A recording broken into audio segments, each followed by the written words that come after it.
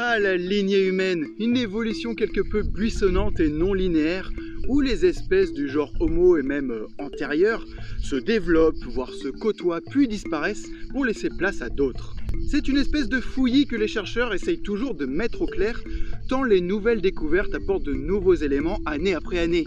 Mais cette évolution qui se déroule depuis plusieurs millions d'années ne s'est pas faite sans accroc, car l'humanité a déjà frôlé l'extinction totale.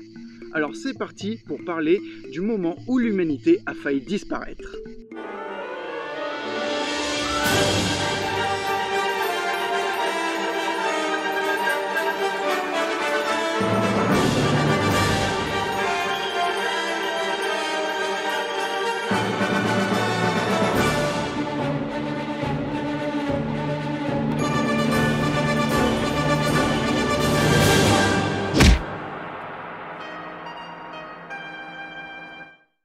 Une étonnante analyse génétique publiée en septembre 2023 révèle que nos lointains ancêtres ont frôlé l'extinction.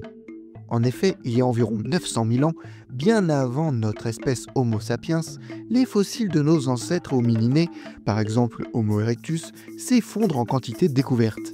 Ce trou sans raison apparente a été étudié par des paléogénéticiens en utilisant une technique de coalescence, c'est-à-dire estimer l'âge de l'ancêtre commun entre deux individus à partir du volume des différences génétiques entre eux. La technique combinée à un modèle démographique informatique appelé processus de coalescence rapide en temps infinitésimal, qui imagine des millions de scénarios démographiques et déduit la fréquence et distribution de certaines mutations. C'est assez complexe à comprendre, oui, mais c'est grâce à cela que les chercheurs ont découvert un fort goulet d'étranglement ancien. Vers 930 000 ans, en Afrique, cette population d'homininés, qui est la source de l'évolution vers Homo sapiens, mais aussi vers Néandertal et Denisova, va chuter de quelques 90 000 individus à environ 1300.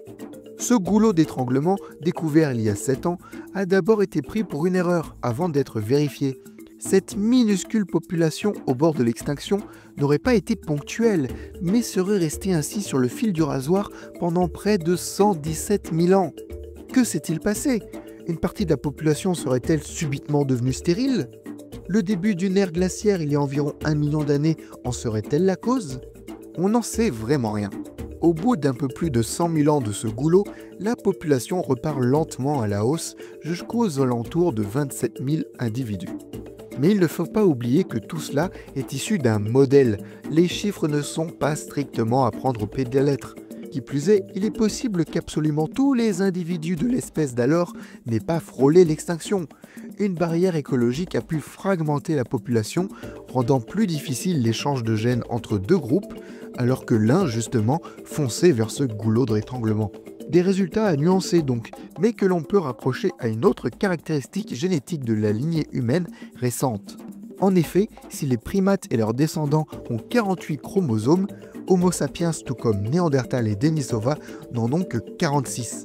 Dans notre lignée, 2 chromosomes ont fusionné pour donner naissance au chromosome 2. La date de cette fusion, qui était encore discutée, a vu une possible date ramenée plus récemment qu'auparavant, tombant il y a 900 000 ans, soit la période de ce goulot d'étranglement. Cette longue période difficile aurait-elle causé une pression évolutive menant à cette fusion de chromosomes ? De nombreux doutes persistent sur ce qu'il s'est véritablement passé il y a 900 000 ans, mais il est évident que la population de nos ancêtres a été menacée. On est finalement passé à si peu de choses de ne tout simplement pas exister.